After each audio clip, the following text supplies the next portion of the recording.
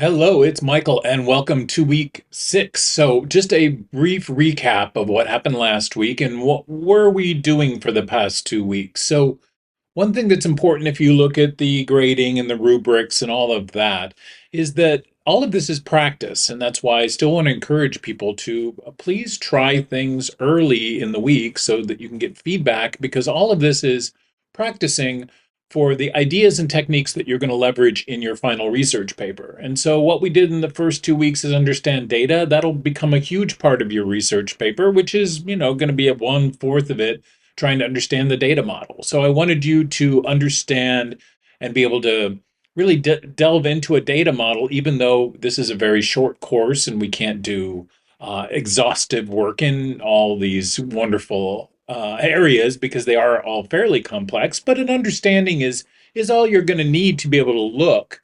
Now, then we went into controlled vocabularies. Last week it was HTML. It's a very small vocabulary. And if used thoughtfully, like you did this for this assignment, it's incredibly powerful. One thing I think I might have introduced you to is the huge world of SEO. By just coming up with very unique words, you can go ahead and sell this as a service to people because that's how it works. It's only interested in specificity and unique terms. And by the way, if you look at the end of most Craigslist listings, you'll see this huge blob of hashtags or just these words, which are all names of manufacturers and things like that, so that when people search, they get their ad first, even though it isn't for the thing they are looking for. That's how this works. This is all about pushing people toward a result.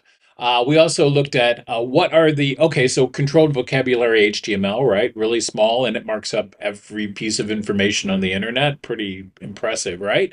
Now, for your topic, though, they've also come up with words to group things together because, we just said humans, we don't understand things as individual things. So we were looking at taxonomies, and my ask was find the taxonomy and, by the way, the specific words. So for most of you, you came up with general ideas, which is great. But my hope here, and you'll see this week, is you have to know how many there are. If you've got 10 genres of movies, well, good luck with that, because if you have a million movies, it means that one movie is going to have 10,000 or more items, which doesn't help you as an IA. Remember, you're here to learn to be an IA, right? How do you make things so someone could find it, which is a question down here, right? Like, how would anyone find anything in your data? And that's fine not to know. Just like I hope again the feedback on your HTML was that the more isn't better. It's really about clarity. It's about the choices that you make. Hopefully, again, you're getting the idea, and these exercises are there, and including the next one is there to help you understand and realize some very important items that you're going to see later and analyze later. So. Okay, now we're in week 6. So for the last 2 weeks, we've been using words that are not ones that we've made up. Very rarely, right? You can't really invent taxonomies because they're a shared understanding of what things are and what they're called.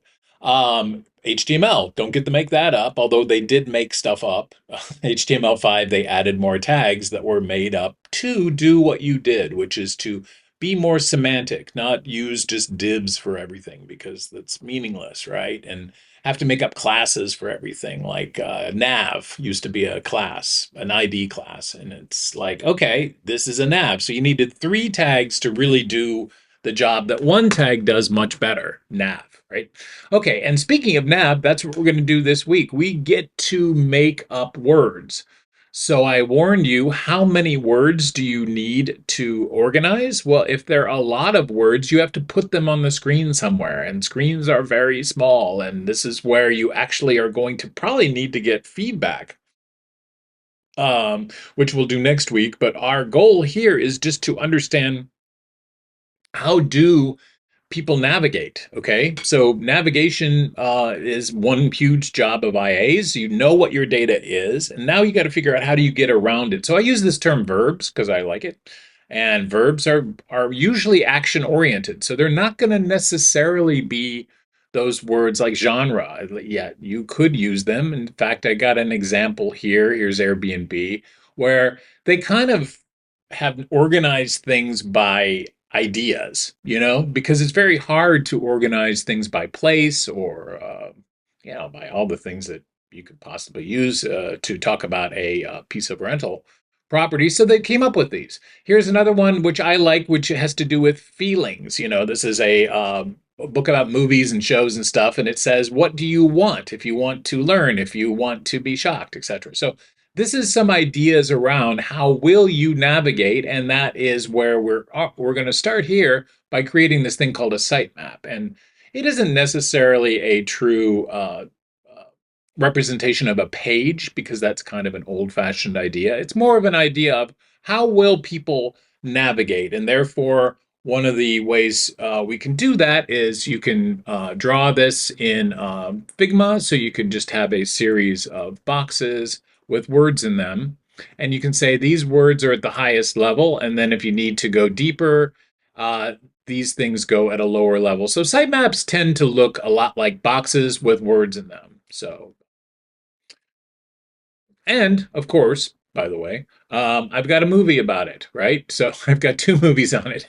So why am I demonstrating when you could just watch the movie of me demonstrating? Yes, that's why I made these movies. So here's some stuff around that, which is also included, hopefully linked up as well in Canvas. But as you can tell, I kind of use this. There's an exercise here. Hey, you get to go out and find these different types. You're going to go to this site and you're going to learn about these different areas. And I've got one as an example. So you just want a template and say, here's this kind of nav. And this is a good thing to do early just because some of these are easier to find, some are harder. So good luck with both of these, and let me know if you have any questions about assignment 2. And we're getting ready for assignment 3 actually in the next couple weeks. All right, see ya.